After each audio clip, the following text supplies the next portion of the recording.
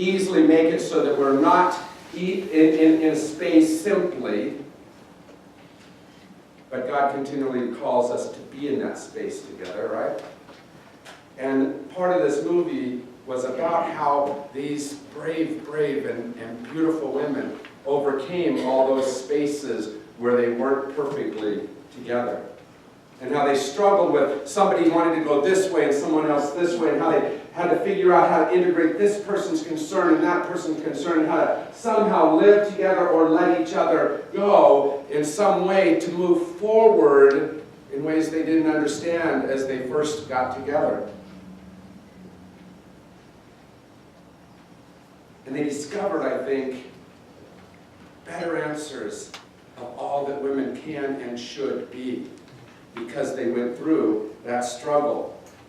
It wasn't easy. One of the people in there, Heather Booth, said, I think I quit in 69, in 79, and in 89. But came back again, trying to figure out how to make this all work.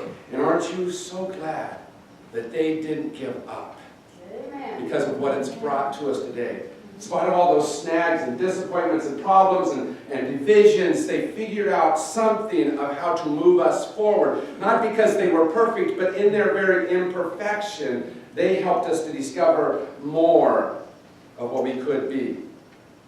And Judith Arcana, who was one of the people in the show, describes a particularly hard space for her, where they were moving on a wonderful trajectory, and they'd gotten a bill that would have brought child care into our national law. And they passed it through the House, they passed it through the Senate, and it had gotten all the way to the president's desk, and then President Nixon vetoed it. We still don't have it to this day. And it was hard for her. There were tears in her eyes as she described that. Excuse me. And she described about how it was so hard that he had such a small view that he could only see one particular thing in that moment.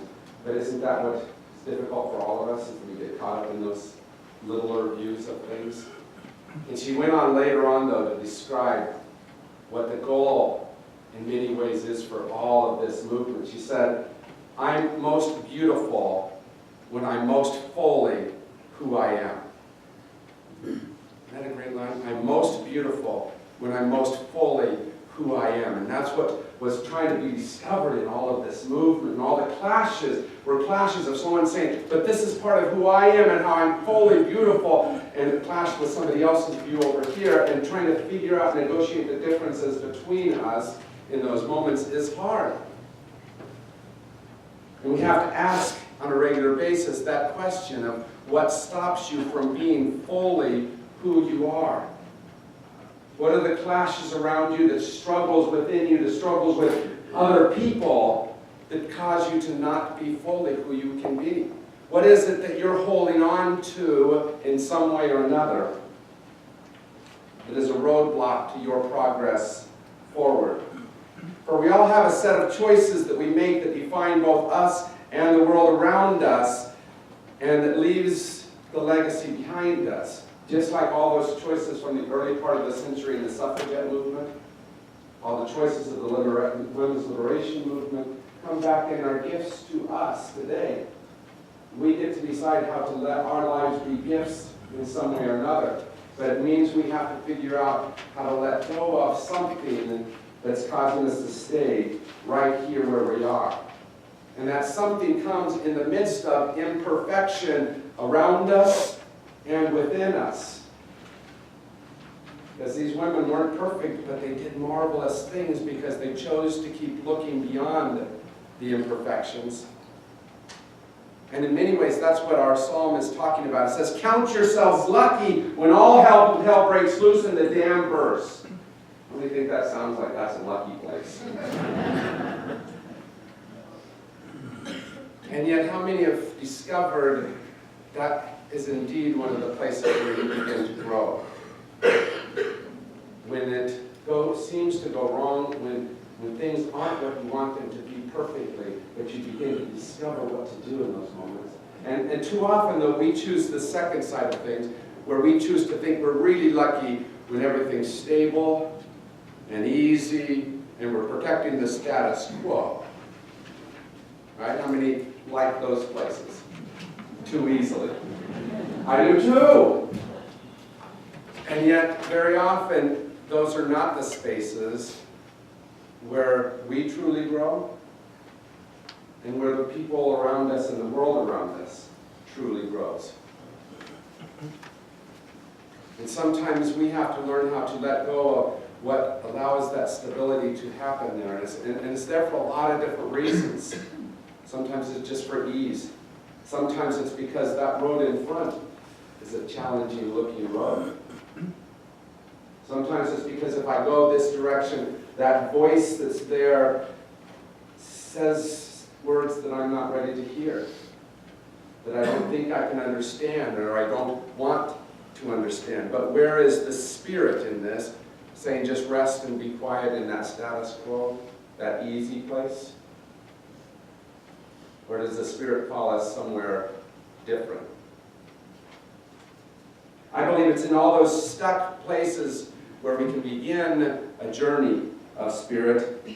All those wishes unfulfilled, all those hurts we carried, all those unresolved anger, all those places that are challenging and difficult that can show us something better than what we see right now. You ready to start that? Okay. Don't push the play button yet. Let me set this up for you. I got a video I want you to see. It comes from a movie that talks about a race called the Barkley. And in this, you're going to see a young woman who is resting on a gate. And she says, essentially, that's all I'm going to do. That's as much as I can handle right now. Right? And behind her is a man named Lazarus, who's the organizer of this event. And he says, are you sure? Right? Are you sure you want to do this? You want to in? And she says yes. And then there's a man behind her. Go ahead and show it to us. Is it up there? 29:10. Just a Well, second. you got about 13 and a half hours to turn around. You sure? You got time? Now back behind her was another man. Pause it for just a second. Behind her there's another man who's going to talk to her in a second. And she's going to talk to her, and I want you to hear the conversation and what transpires between the two of them. So go ahead and play this. Take it. Actually a little better. I know, I'm sorry to say that. You went a lot further than I did.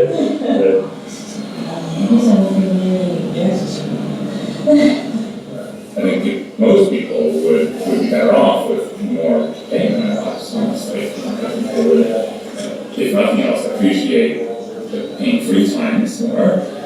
But I think also if there's this self-induced aspect of you've struggled, you've overcome, you've gotten through, then you're confident and you will enjoy the rest of life more, but also you feel like you can do things and you take on challenges that you wouldn't otherwise try, and you get to points that you wouldn't otherwise reach. This is part of the race.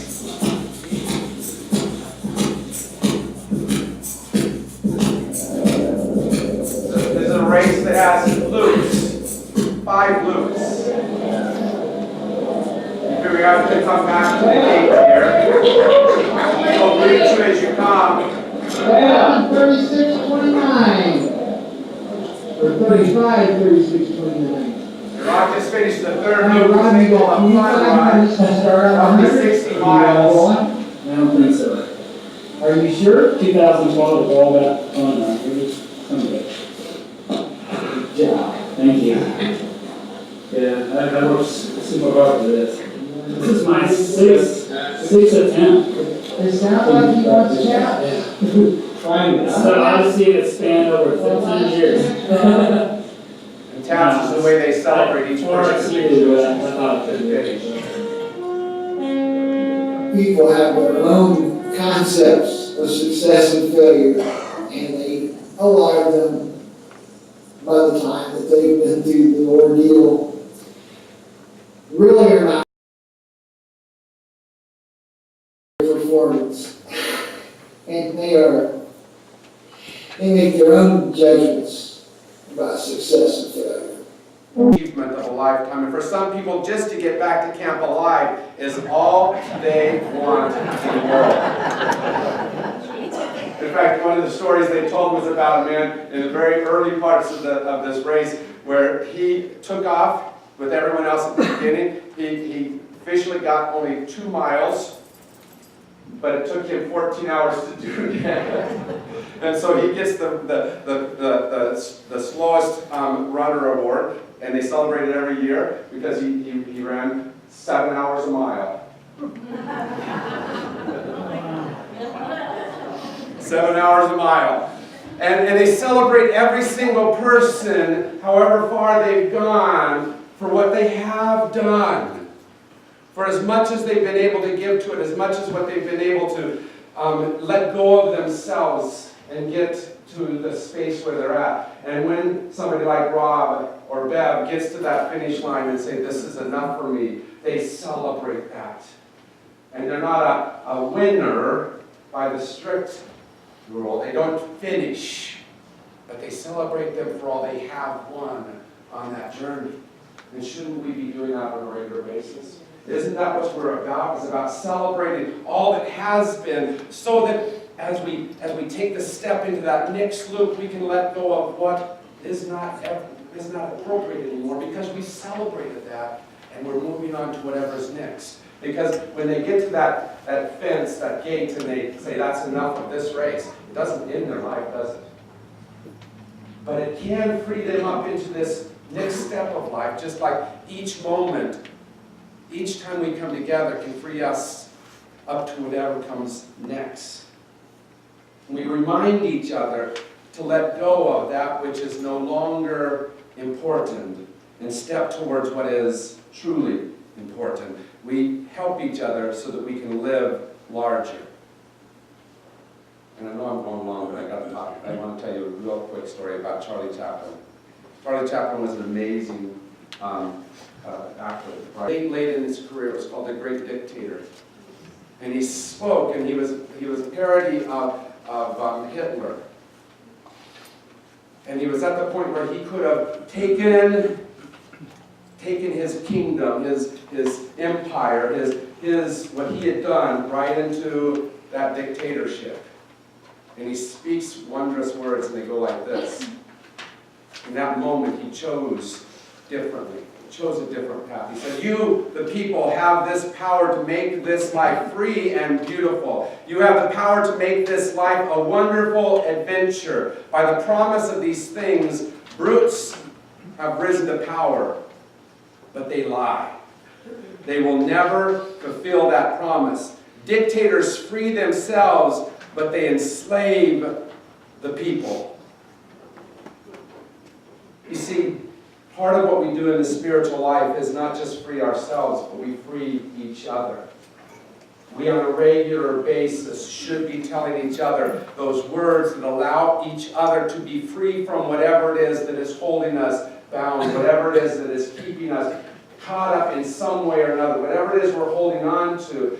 What we do is we speak words that say, have you got everything you need? And have you left behind what it is you don't need any longer? When all hell breaks loose, the psalm said, when the dam bursts, God is a hiding place, surrounding me with glad songs of freedom. Do we hear those songs? Do we sing those songs? I love the last line that says, celebrate God, sing together, everyone, raise the roof. Singing those songs of freedom into each other's lives so that each of us can let go of whatever it is we don't need and we can truly be free. Martin Luther King had a favorite song. It was written by a man named Thomas Dorsey in 1932. Dorsey, who was a pastor and a song leader, was preaching.